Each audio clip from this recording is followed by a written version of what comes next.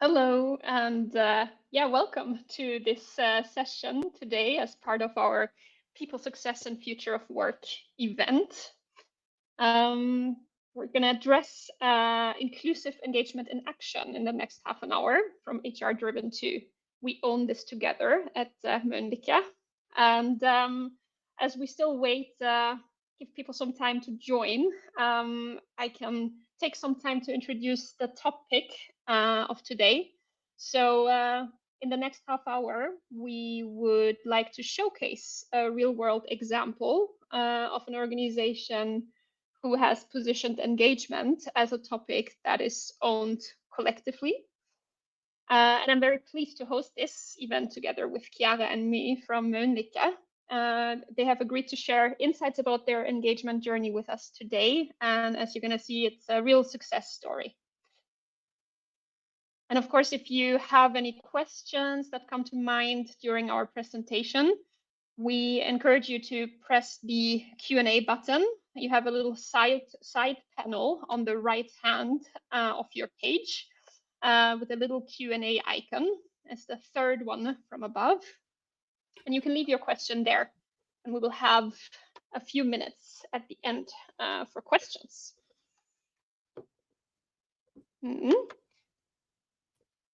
Hopefully, most people have managed to connect. So let's get started. My name is Sandra Christensen, and I have been working as a senior customer success manager here at Eletive for the past 3 years. And I'm stepping in today for my colleague Diana Bond, who has unfortunately gotten sick. But I have the great pleasure to be joined today by Chiara Zanchetta and Mi Poussette. They are part of the global talent and development team at Mölnlycke. And we have worked with them for the past 3 years, actually, and it's been a joy to see them grow in Mölnlycke's engagement journey. So Chiara and me, for those in our audience today who are not familiar with Mölnlycke yet, would you mind introducing your organization in a few slides just to start off with? Absolutely, with pleasure. So good morning, good afternoon, and good evening, everyone. And greetings from the sunny Milan, so from Italy. So talking about our company, Mölnlycke, we are a world-leading medtech company. We are specialized in innovative solutions for wound care and also surgical procedures. We have a long history because we have been founded 176 years ago. We are headquartered in Gothenburg, Sweden, and we have at the moment more than 8,500 employees. We have both manufacturing sites and commercial entities. And those are our 4 business areas. Wound care, which is the largest one, then followed by ORS, operating room solutions, gloves, and antiseptics. We have a really strong purpose, which we are proud of, that is revolutionize care for people and planet. So here you can clearly see that we put at the heart both people and planet. So while we develop our own solutions, we put at the center our people. And when we think about our people, we refer, of course, to our employees, our customers, our suppliers, all the hospital network, like whomever we are interacting in the production chain, in the commercialization phase, but also the planet, because we feel a responsibility while we develop our solutions to also put the planet and develop solutions that are sustainable, and we try to limit the impact on the environment. So if that's our purpose, we are also driven by our 3 values. Our 3 values are be bold, lead with passion, and embrace partnerships. And those 3 values represents how we do what we do. We are kind of proud of our values because I think we really put them in everything we do, in the way we interact with internally with our employees, but also externally with our clients and partners. And then if we bring them together, so keeping the values at the foundation and having the purpose as a North Star, in the middle, we can see our employee value proposition. So this is our EVP. In other words, what makes us who we are, our strengths. We like to define those three messages. The first one is that we own this together. And here it's about our culture of collaboration and transparency. The second message is we take care of each other. And here I think nicely connect with what I just mentioned, having the well-being of our people and also those who care for them at the center. And the third one is we know exactly why. And that connects very nicely also with our purpose, why we do what we do, and the idea of always wanting to making a difference, setting new standards. And the reason why we are introducing Mölnlycke, also talking about our employee value proposition, is because I think this is a bit of a red thread or a fil rouge, depending on where you are dialing in from, that has also played a key role when developing our new engagement survey framework. So that's a little bit about our company.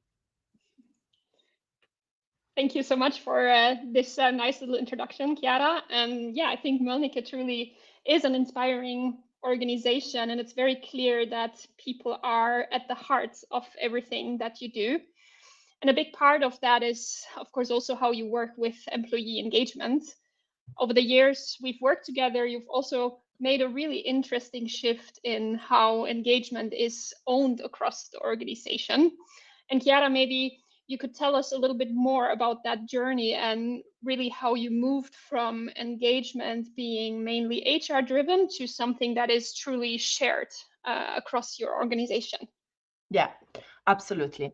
And I think, like you mentioned, it was a journey, because when we were reflecting, okay, what happened in the last like almost 4 years, many things have happened. So it was actually 2022, that is where I joined Mölnlycke. And I remember one of the first projects I've been working in was related to our engagement survey landscape. Because back at that time, we had a very different setup. We used to have an annual survey to all our employees that was still paper-based for the production workers. And like I mentioned before, we have half almost of our employees working in production environments. So you can imagine the efforts of managing that important part of it. Also, we used to have quite a long waiting period between when we were launching the survey, the moment it was concluded, when leaders were getting results, and where action were then defined. And sometimes that was even, creating the question, okay, but we are now working on actions that are referring to results that are too old. How can we really ensure that they are still fit for purpose? So there were some noise in the organization around that. Also, we didn't have direct access for employees. So people leaders and HR business partners or people partners, like we call them at Mölnlycke, could see the results, but not the employees themselves. Also, we used to have some limited filter options, so some limitation in navigating really and analyzing the results. We just had one open-ended question. And then most importantly, which is a bit of the core also of this conversation, we had really the engagement survey as a HR-owned activity, meaning that HR people partners were leading the conversations with the business, analyzing results, coming up with suggestions, and then following up on the action planning. So in this initial phase, we said, okay, we want to change something because we are getting feedback, and we need to do better. And this is where we actually met with several providers, including Eletive, and we are still here with you guys. So that means it was a very successful partnership so far. So Eletive was implemented in 2023. When we met Eletive, we had no doubts that that was the solution and the type of partnerships we were looking for. So, of course, what you see now, the two stage, so where we are today, is a bit of an evolution where we have improved year over year. But currently, what I can share is that we have 2 surveys per year, and that's of course still a Mölnlycke decision. Of course, Eletive can actually support for even more surveys, but that is what suits a little bit our culture at the moment. Very important, we have a fully digitalized solution. So we moved away from the paper version for production workers, so implementing the kiosks solution for them. We have not just people leaders and people partners accessing results, but also employees, which for us is really important, particularly when we talk about the idea of self-leadership, everybody owning their own results.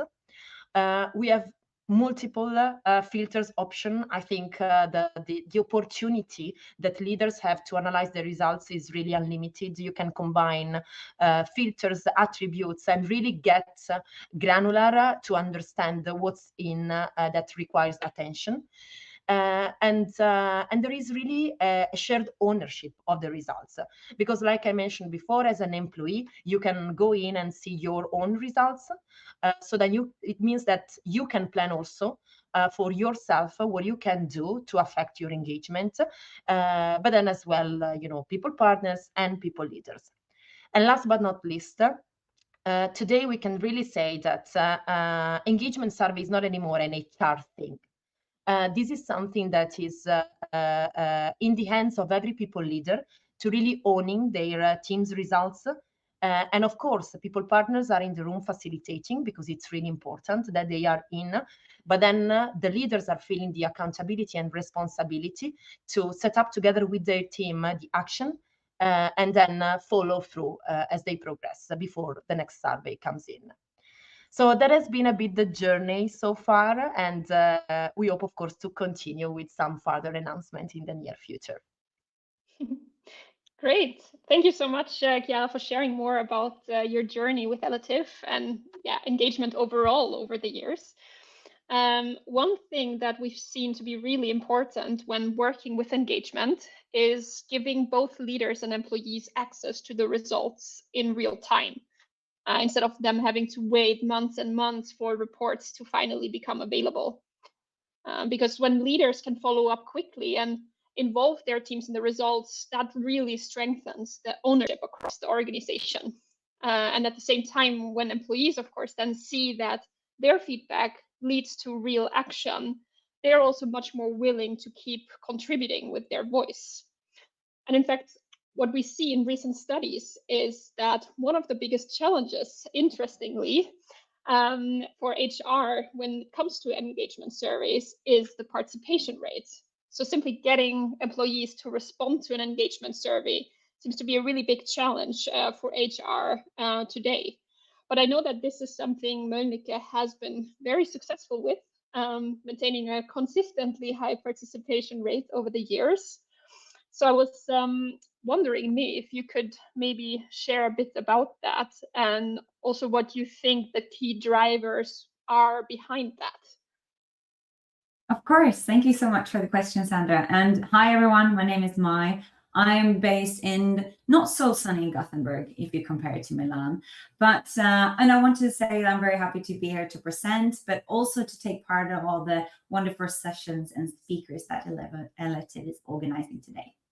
So when we see our 94 participation rates, people often assume that it's one secret behind it, or one system, one method.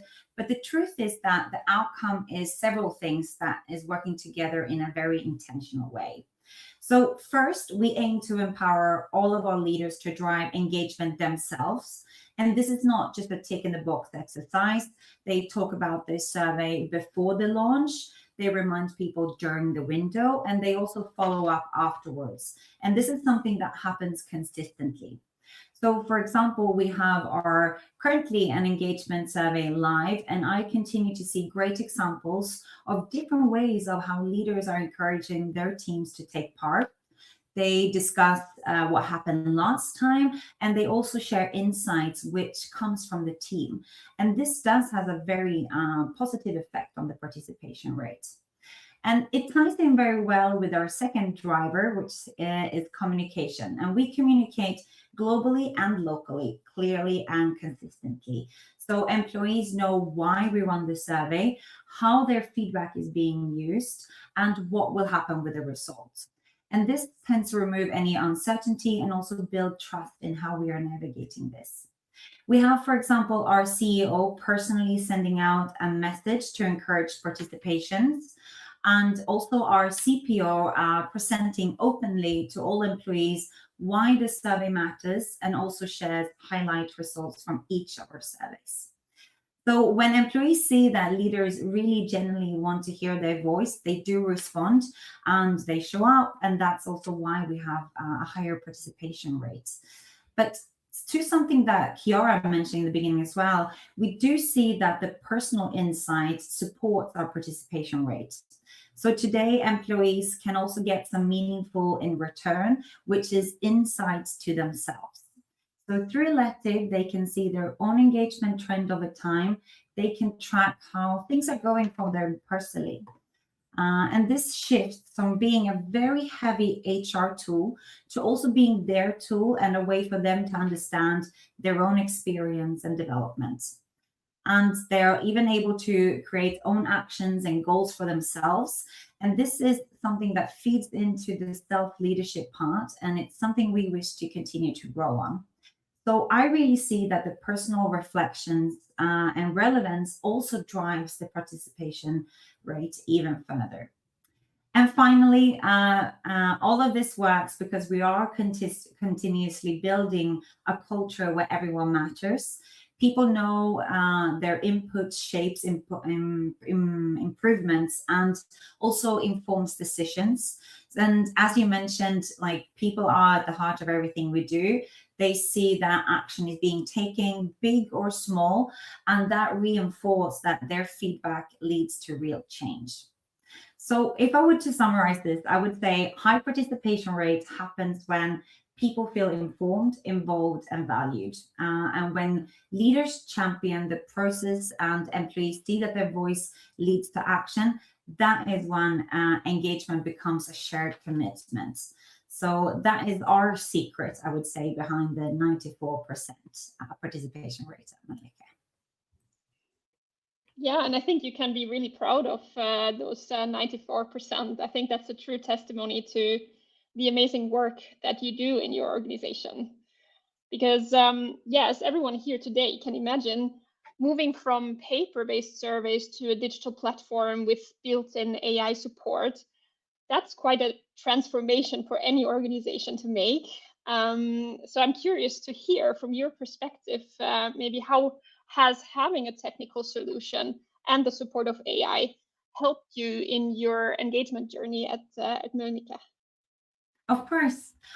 So when I thought about how we leverage tech and data and AI at Mölnlycke, it actually made me think of a gym session where you initially know what you wish to achieve and what you need to do to get there. So the way you could think of it is that the technology provides the equipment and people do the workout. And together, these two components build a muscle that really drives that real engagement. So first, you can think about the technology that are in place, and this gives us the equipment, the tools we need to understand engagement in a much clearer and smarter way. And through Elective, we get patterns, trends that we wouldn't otherwise notice. This could be questions that are trending upwards or downwards. We also get nudges that highlight where we need to focus, such as attrition risk. And we also have guidance through advice that helps our leaders to really have that meaningful and improved conversations with their teams. So a practical example of how Elective is helping us is that we get automatically areas of improvements. So leaders don't need to go through big spreadsheets, and instead the platform shows them where to look. And it's like having a smart machine at the gym that guides you on your form and tells you what muscle that needs attention, for example.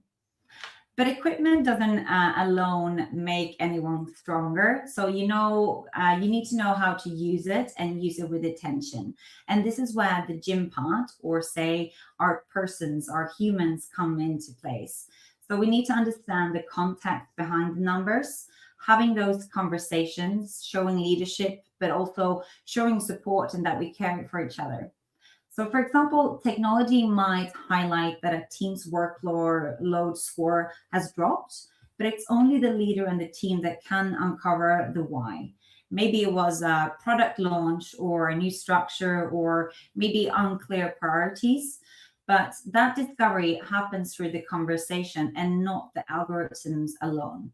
So from this conversation, what we also can do is tie in AI together with AI and the group conversation sets our next steps. So action plans or idea for improvements, for example.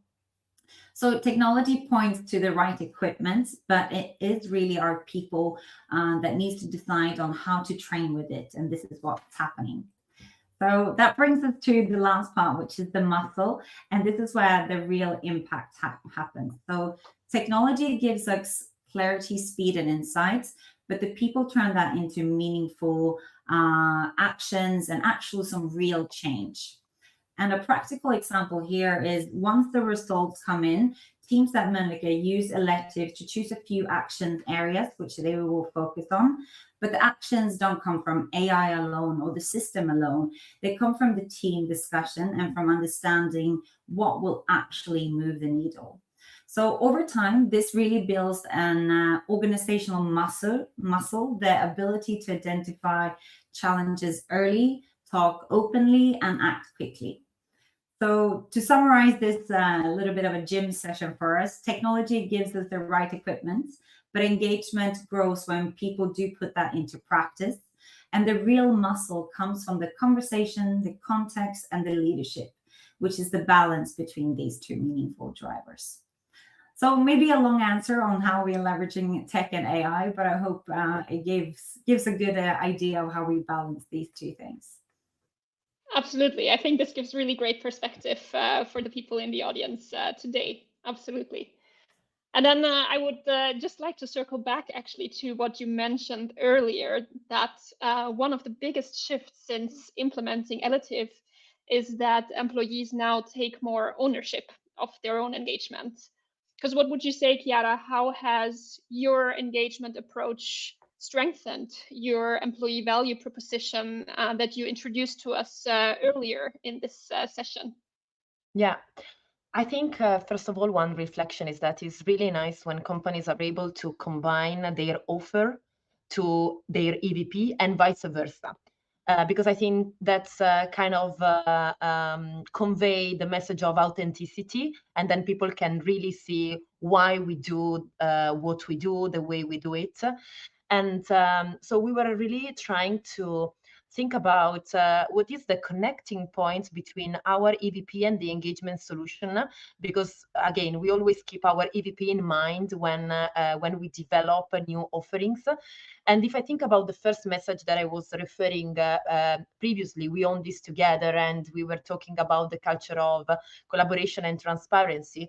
I think we touched upon a couple of times that this idea of transparency is fully reflected in our current solution because like we mentioned, everybody can see their own results.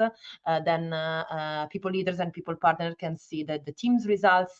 So full transparency on that. But also the aspect of collaboration in the way we run action planning, because again, it's always a conversation, leaders led, where we discuss, we come up with idea, and then we feel this shared ownership of working on the engagement of a team, for example. If I look at the second pillar of our EVP, we take care of each other. Here, if you remember, we were talking about having the well-being of our people at the heart of everything we do. And I was reflecting on the type of questions that we have included. Of course, we have a very solid battery of questions coming from you, Eletive, that is already like a solid scientific foundations of which are the factors that influence engagement. So we are using some of the questions on the health driver. I mean, we are using majority of the questions in general, but particularly thinking about the well-being and the health driver. But then at the same time, since we have our own diversity, equity, and inclusion strategy, we have the possibility to actually include some additional questions specifically to measure our D&I impact in the organization. And also the fact that we have open comments and the chat function enabled in every question, I think it's a great opportunity for people to not only to leave comments, but also to start a conversation if something is maybe concerning, and then leaders reviewing the results, they can chat back, and this is where you can really share maybe more deeper what was behind your answer, still in a very confidential way. And then on the third pillar, we know exactly why. I think here it's all around our really ambitious of always setting new standards and making the difference. That's very nicely aligned with this idea of the continuous improvements also in the engagement survey, not just for the solution itself, but also in the way we set targets. Because we have, of course, the global targets when it comes to the engagement score and participation rate, but then every leader at functional level, at local level, is actually invited to have their own objectives so that they can improve survey after survey. And then one last message that I wish to underline: quality versus quantity in action planning. I think there is a tendency sometimes, particularly when maybe you run too many surveys in a year, to come up with like huge action plans with a lot of detailed action. We have experienced, at least for us, that what works really nice is to have fewer action, but really impactful. And of course, technology like mine mentioned with some AI can help you to identify, okay, if you act on that driver, you can get a greater results. So this is where we can combine the AI with the human part of it. Perfect. Thank you so much, Chiara. And I think it's really evident that Mölnlycke has their people at heart, and that you have done an amazing job with making every voice heard in your organization. So thank you so much, both of you, Chiara and me, for sharing your fantastic journey and insights with us this far. And as we said, we would now open up for a Q&A session. If you haven't done so yet, we would like you to share your questions with us by pressing the small Q&A icon on the right-hand side of the page. You can also upvote any questions that you would like us to prioritize. We will start with the questions that have received the most upvotes. And we have one from Margareta Persson, I can see. And she's asking, what do you see as top drivers to engagement? Yeah, and I'm happy to take that question. And I will talk about at global level, because of course that might vary by segment, meaning in a function they might be different, or in a location. But overall, I think that there are some recurring drivers where we typically score the highest, and those are related to relationship with colleagues. So here there are questions around if there is like trust among yourself and your colleagues, like the element of collaboration. And I think it's not surprising, based on what I've just mentioned, that comes typically as a high driver. Also, relationship with manager. So here is where we have questions around again, trust between you and the manager, if expectations on yourself are clear from your manager. And then I think another driver that in the last couple of rounds turned to be quite high is around our strategy and goals. So here there are questions around if you are clear about the strategy of Mölnlycke, which we know is a key driver also for engagement, when people are able to understand how their work is actually connected to a broader scope or broader purpose, which definitely then connects to the goals achievement one. So those would be my top ones based on the experience so far. Perfect. Thank you so much, Chiara. And I can actually see that we are getting closer to the end time of this session. So thank you so much for joining, to everyone who's joined. And yeah, also, of course, a big thank you to Chiara and me for sharing your journey with us today. We really hope that we were able to inspire some of you in the audience today, that it's worth it to take some bold steps towards an engagement culture that includes everyone. Yeah, and for those of you who would like to see this session again, we will make the recording available after today's event. And yeah, we wish you all a great rest of the day, of course, with many more inspiring sessions on the most talked about HR topics. So yeah, thank you so much and have a good day, everyone. Thank you, everyone. Take care.